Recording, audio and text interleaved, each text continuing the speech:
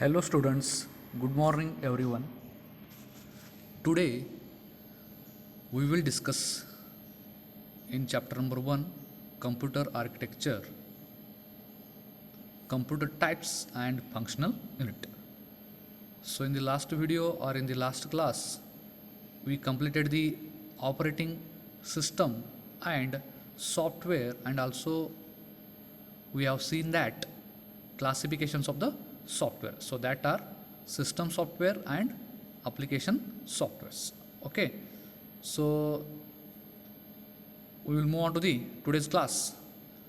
First of all, what is the meaning of computer, what are the types of computer, and detailedly we will discuss the functional block diagram of functional unit. Okay, so first, what is the computer?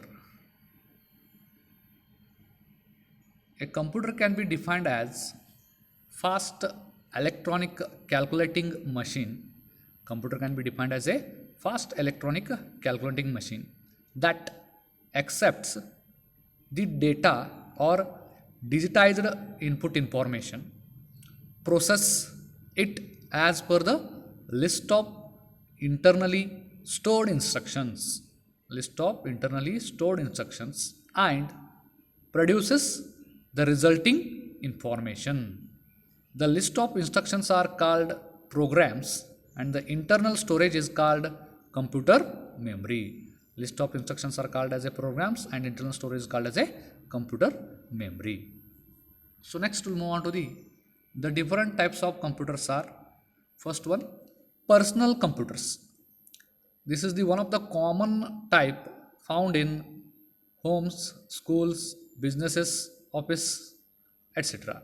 It is the most of the common type of the desktop computers with processing and storage units along with various input and output devices. So you can use it in the homes also, schools also, business purpose also. So that is the one of the general you can use it for what this personal computers. So again you are having what some input and output devices you are going to use for what this computers. Next, second one is the notebook computers. These are compact and portable version of personal computers. So these are the compact and portable version of the personal computers. Next one is third one is the workstation. Third one is the workstation. So what is that workstation? So these have high resolution input and output. These have high resolution of input and output graphics capability, but with the same dimensions as that of desktop computer. These are used in engineering applications of interactive design work. These are used in engineering applications of the interactive design work. So in notebook computers, a portable compact computer that can run on power supply or a battery unit.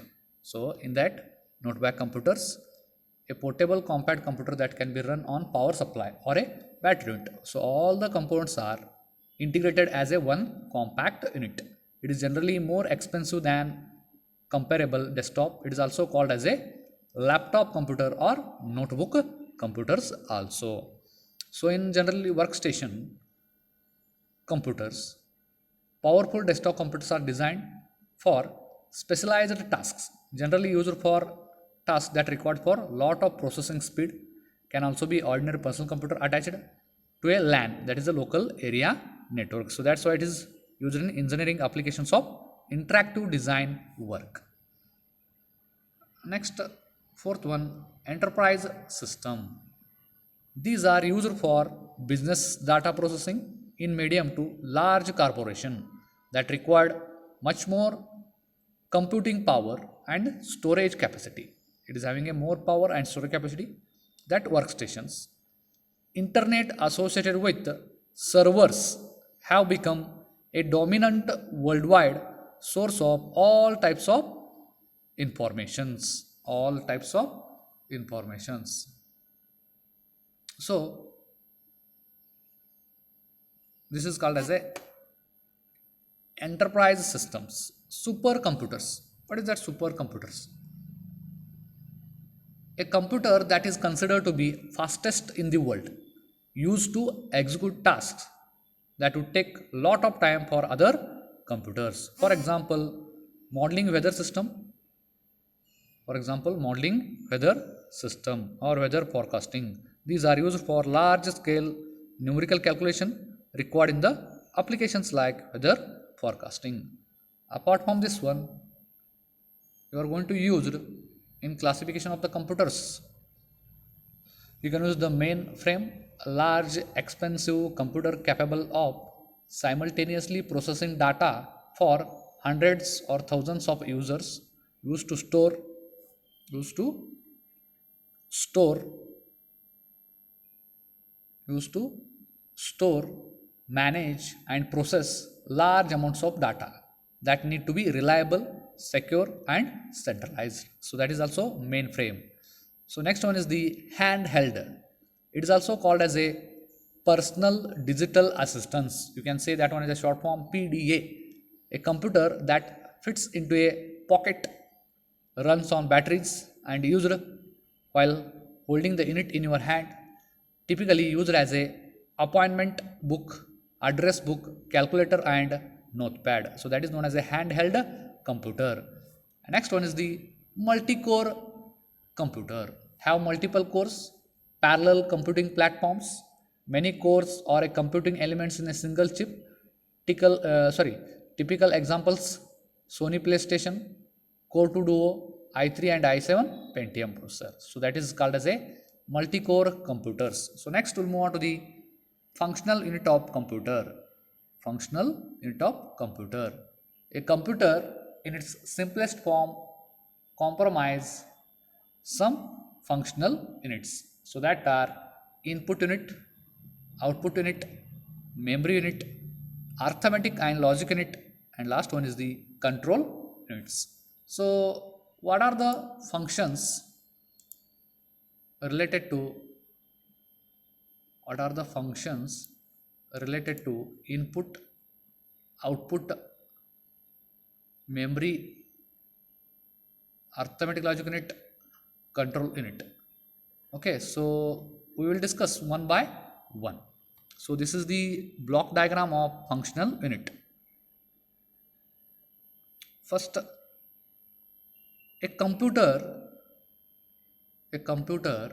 consists of a 5 functionally independent main parts. So that are input, memory, arithmetic logic unit, output, and control unit. Input devices accepts the coded information as a source. It will accept the coded information as a source, that is high level language. This is either stored in the memory or immediately used by processor to perform desired operations. The program stored in the memory determines the processing steps.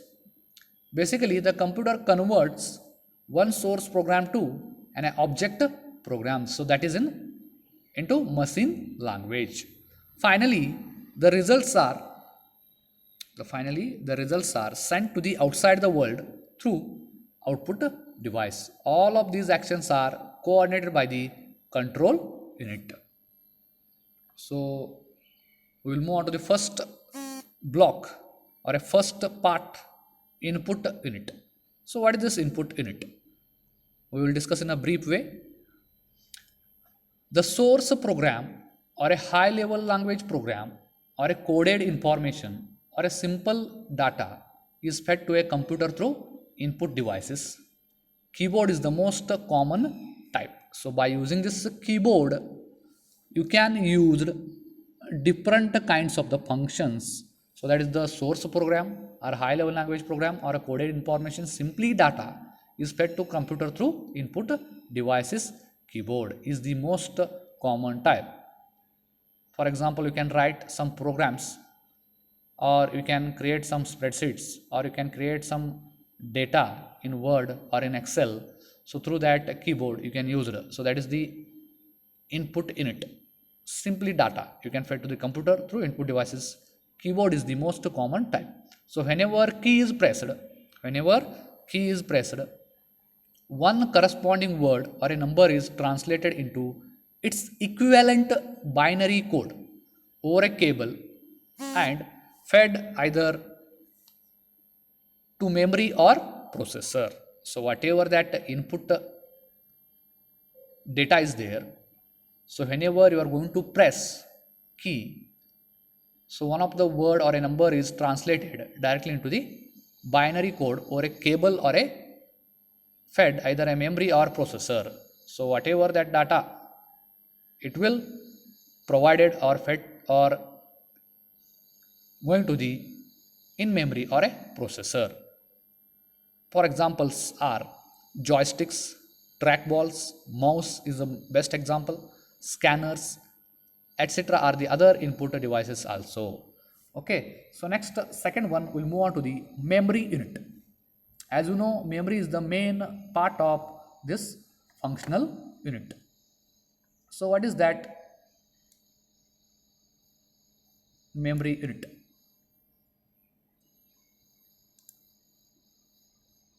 Its function into store program and data. So memory unit, its function is store program and data. It is basically two types. First one is the primary memory, second one is the secondary memory. So first we move on to the primary memory. Is the one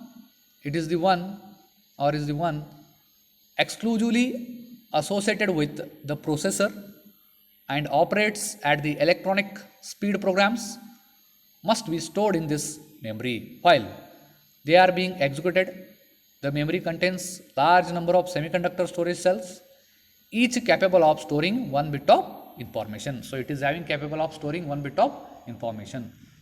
These are processed in a group of fixed site called word. To provide easy access to word in a memory, a distinct address is associated with each word locations. Addresses are numbers that identify memory locations. Addresses are the numbers that can be identified by memory locations. Number of bits in each word is called as word length of computer. I am going to repeating again this point. Number of bits in each word, whatever you are having number of bits are there in each word is known as a word length of computer. The program must reside in the memory during the execution, place in the memory during the execution. Instructions and data can be written into the memory or read out under the control of processor. You can write or you can memory read out under the control of processor. The memory in which any location can be reached in a short and fixed amount of time after specifying its address is called random access memory. In short, you can say RAM, memory in which any location can be reached in a short and fixed amount of time. It will take some fixed amount of time after specifying its address is known as a random access memory. The time required to access one word in called memory access time. The time required access one word is known as memory access time. Memory which is only readable by the user and contents of which can't be altered is called as a read-only memory. That is the ROM. It contains operating system. Already you know what is the concept of RAM and ROM. I don't want to explain in a detailed way. Caches are the small fast RAM units which are coupled with the processors and are often contained on the same IC chip to achieve high performance. Although primary storage is the essential, it tends to be expensive. So next we'll move on to the second type, that is the secondary memory. It is used where large amount of data and programs have to be stored. A large amount of data and programs have to be stored, particularly information that is accessed infrequently. Example, magnetic disk and tapes optical discs, that is the CD-ROMs, and floppy etc. are called as a secondary memory. So next one is the ALU, arithmetic logic unit. Most of the computer operators are executed in ALU of the processor, like addition, subtraction, division, multiplication, etc. The operands are brought into the ALU from the memory. So from memory you can take that ALU and stored in high speed storage elements called a register. Then according to the instructions, the operation is performed in the required sequence. The control and the ALU are many times faster than other devices connected to a computer system. This enables a single processor to control a number of external devices such as keyboards, displays, magnetic and optical discs, sensors and other mechanical controllers. Next we'll move on to the output unit. These actually are the counter parts of the input unit. Its basic function is to send the processed results to the outside the world. Examples are printer, speakers, monitors, etc. Next, control unit. It effectively is the nerve center that sends signals to the other units and sends their states. It is also one of the main functions which you are going to use by what? This is the function unit. The actual timing signals that govern the transfer of data between input unit, processor, memory and output unit are generated by the control unit. So in diagram you can observe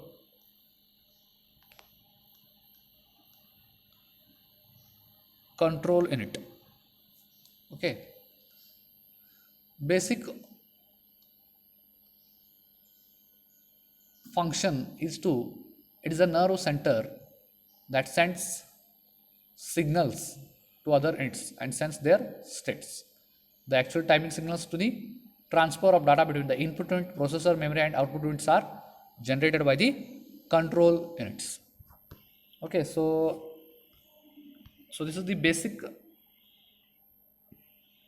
parts of functions units. So in the next class we will discuss what are the basic operational concepts and what are the bus structure and software performance tasks. Okay, so this is the concept we will discuss in the next class. Also we will discuss the performance measurement. Thank you.